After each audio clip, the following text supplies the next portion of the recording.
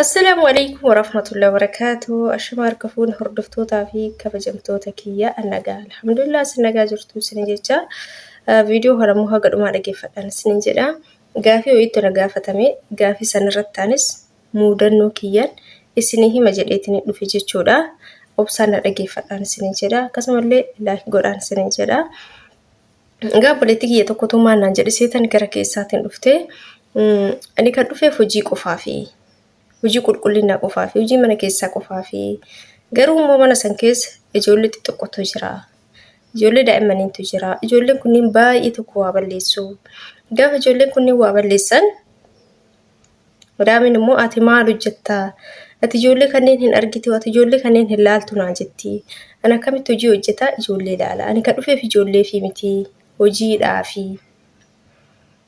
Mee maan naan jetta kanarratti baay'ee tokko of jibbee jira naan jettee egaa ka obboleettiin kiyya kunii maal jettee gaafa duraan biyyaa dhufu daa'imti sun baambarsii godhatti ergaan dhufe immoo baambarsii ittiin godhin naan jetti yeroo hunda sa'aatii irraa dhiqaa baay'ee tokko na salacha'ee jira of jibbee jira naan jette.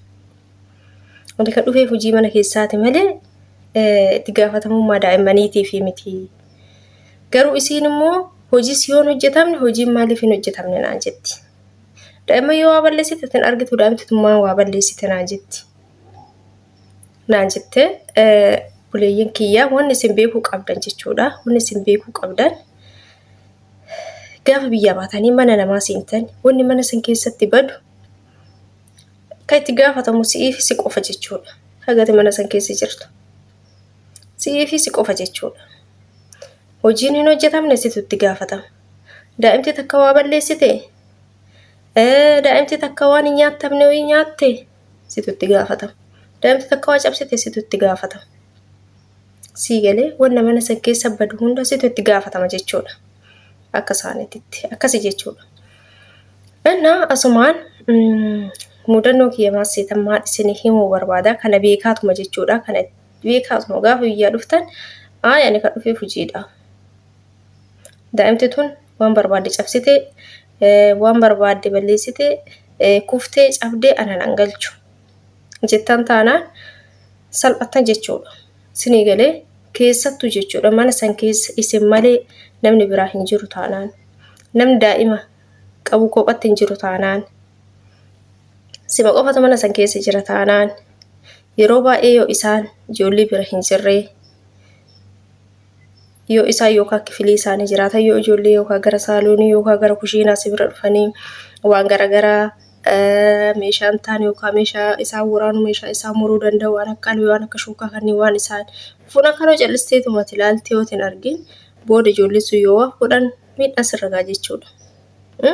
Ijoollee kunneen oduu yookaan saaloonii sanitti burcuqqoo haa ta'u waan wayii haa ta'u TV haa ta'u waan wayii yoo cabsan ijoollee isaanii hagam akka waa balleessituun beeytanii kan itti gaafatamu eenyu si ta'a jechuudha. Isiin waa hojjettaa jirti isiin ittiin gaafatamtu isiin kan dhufteef hojiidha ijoollee kennaa balleessaa ijoollee kennaa isiin ilaallatu hin jedhan. Sii galee hin jedhan. Keessattuu jechuudha hojii san dhiistanii ijoollee xixiqqoo mana san keessa jirti taanaan ijoollee san irratti xiyyeeffachuu qabdan. Isin galee ijoollee san irratti xiyyeeffachuu qabdu sirrii of eeggachuu qabdan. Lafuma bishaan walawwaltan kana bishaan lafa bu'e ijoolleen sun iddoo seechi fi mucucaatti irra lafa dhoofte taanaan ofii dhayitee irra lafa dhoofte hin jedhan ati maan goggogsin akka ijoolleen jirtu hin beeyta. Haakee silaayyuu bishaan goote lafa sammaa daa'ima qabdeen taa'ee naga bishaan sun guugu siin jedhan jechuudha sirrumatti gadi murteessan. Innaa kanaaf ijoolleen ani ilaallatoon ijoollee fi miti kan dhufe hin jedhina. Kanaaf ijoollee san irrattuu lubbuu namaati waan ta'eef hojii san itti dhiistaniyyuu ijoollee san ilaaluu qabdan jechuudha irra caala. Maaliif isintu miidhama jechuudha booda daa'imti sun yoo miidhame hojii rakkoo qabu koo hojii. Innaa kanaaf isinitti iyyitu isin loltu malee ka hojii garuu haga lubbuu daa'imaa san daa'imti tokko odoo guftee madooftee odoo buruxxee odoo harkisii cabee odoo miillisii cabee isin miidhaan hagamii akka isinirra ga'u hubachuu qabdan jechuudha. Innaa kanaaf asumarraan ani muudannoo kiyyaan isinitti hima anis akkanuma ture gizee jalqaba hojii irratti xiyyeeffadha yeroo baay'ee jechuudha. Hojii irratti xiyyeeffadha.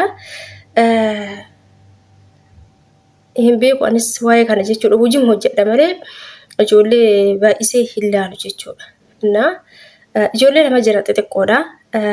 Inni irra jabaa kun baambursiin uffatu shinti beetii seenaa shinti beetii fayyadama jechuudha. Innaa innis jalqaba baambursii uffataa ture garuu yeroo dhiyoo keessa hin dhiise baambursii dhiisee fincaa'uu dhiisee jennaan irraa baasanii shinti beetii deema daa'imni kun. Ka xiqqaa kunis isa laalaat waliin morkatan. Shinti beetii deemaa ati baambursii uffatta waan jedhu wal foggoran jechuudha. Inni kun seenee jennaan seenee gaafa inni ba'u inni kunis maal godha? Anaaf namtittiin kushiinaa jirra wajjin. Ani qaadhiqaa isii waa hojjetaa jirti. Ijoolleen kunneen inni kun shinti beetii seenee baana inni kunis morka isa kaaniitiif uffata baafatee seene. Hin beeytan shinti beetii isaanii bishaan ho'aa fi qorratu jira. Daa'imni kun uffata baafatee seene. Isa kun achitti lallabu dhageennee yoo isin gadi baateetiin hin jettu shinti beetii jedhamu caa. Maaltu uumama? Balbala ofii qollofi. Daa'ima xiqqoo bara balbala ofirraa banuu hin beeku. Qulfii garatti zoorsanii banaan hin beeku. Namtittiin tun achi fiigi as fiigi ati maal laalin ati hin argitu naan jettu ofii asii wajjin kushiinaa jira bara. Ati hin argitu ati maal laalin asii wajjin hin jiru kushiinaa. Yeroo mukamuyyuu ani hin dagadha ijoollee yoo adda isaanii jiraatan ati ilaaluu qabda naan jetti. Ofii ka jiru isii wajjin laala. Ana wajjin jirti isiinis waan jedhu dhiistee ati maal laalin naan jetti jechuudha. Ofii ka jiru isii wajjin. Annaa shinti beetii isaanii beeytanii maskootii hin qabu.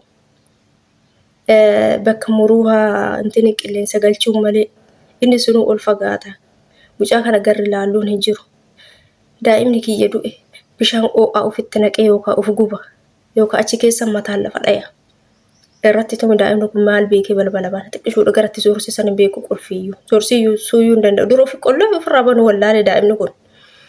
Akka goonuu hin dhabne eegasii namarratti dawwaltee namichi dhufeetiniin qulfii irraa cabsanii akkasitti achi keessaa baasanii jechuudha. Yeroo kana laal odoo ka daa'imni sun bishaan danfaa yookaan ofitti naqee beeytan bishaan danfaa sana odoo ofitti naqee gara ho'aa sanis zoorsii odoo gubatee eenyurratti saba gochuu dhalmara saba gochuu dhufeen garuu isii wajjin jira jechuudha. Innaa odoo daa'imni sun yookaan mucucaatee bishaanii lafaa lafti isaanii hin beeytanii odoo maqammacaa sanarratti mataan lafa dhahee odoo waa tokko ta'ee sababni ana ta'a jechuudha. Innaa sanittis yoo dhaabatee gaafa tokkos an uffata tokkosaa jira argite kan uffata tokkosaa jiru jechuudha. Ijoolleen kunneen hin beeytanii marhaanaadhaan ka taphatanii isaan gamaa gaman irra taa'anii sibiila inni sun jechuudha gibbii keessatti sarara taphatanii isa jabaa kana sibiilli kun harka muree jechuudha. Harka gaafa muree jedhu mucaan kun akka badaa muree akka badaa iyyee jechuudha. Innaa anaaf isiinis gadi fiinee oluma bira ijoollee kana bira geenne. Ijoollee kana bira geenne bakka mucaa kana akka badaa muree akka badaa dhiigni harkarra yaa'e jechuudha daa'ima kana. Gaafa kana akka badaa fuula guurtee na laalte jechuudha. Na laalte jechuudha. Atiin argitu maa kophaa dhiistee kophaa isaanii taphatan ani yeroo hundaa ijoollee kana laalisiin jedha maal siin jedha naan jettee indee uffata akka tokkosaa jiru atis bara quba qabda jalqaba duraanuu kophaa isaanii taphatan ijoolleen kunneen jedheenaanis hazaan maal gootii mucaa kana oli seentee harka dhiqaa irraa dhiqaa dhiiga kana jechuudha. Akka waan yookaan akkas goosisee wayii maal tokkana si godhe habiibii maal tokkana si godhe maal taate eenyu si mursiisedha. Ofumaa na mure ka daa'imaa ka xiqqishuullee homaa nunguun ofumaa nu mure namni nun darban jiru ofumaa nu mure jedhan daa'imni kunis. Daa'imman tunni ofumaa ka qabeetii daa'imman soowwan beektuu bira waan argite waan dhugaa dubbatti jechuudha daa'imman. Innaa isiin natti as qabuu barbaadde daa'imni kun yookaan miidhame duwwaa ta'e ka daa'imni kun yookaan isii jedhuuf taati gorsuu barbaaddeeti isii jedhi jechuu barbaaddeeti yookaan abbaa isaaniitti akka isii jedhanii himan jechuu barbaaddeeti. Innaa ani macallisee jechuudha. Egasii abbaan dhufee daa'ima mana yaalaa geessanii waan dubbanne innaa sababa narratti jechuudha ati ilaali yeroo hundaa ijoollee kunniin miidhaman ilaali naan jedhan bakka maaliif anatti gaafatamtu godhuuf jechuudha. Ilaali siin hin jenne waan jedhu oduu miidhamanillee ilaali jennee ni jira eegi jennee ni jira. Hojii dhiisii daa'imman ilaali jennee ni jira waan jedhu sirti fidan jechuudha. Daa'imman sunuu miidhamte kanaaf hojii bichaaf dhufe jettanii daa'imman hin gatinaa keessattuu daa'imman irratti xiyyeeffadhaa jechuudha. Alhamdulillah mana sanii bayeetiin hin jiraan yeroo sanitti. Innaa kanaafi ijoolleen keessa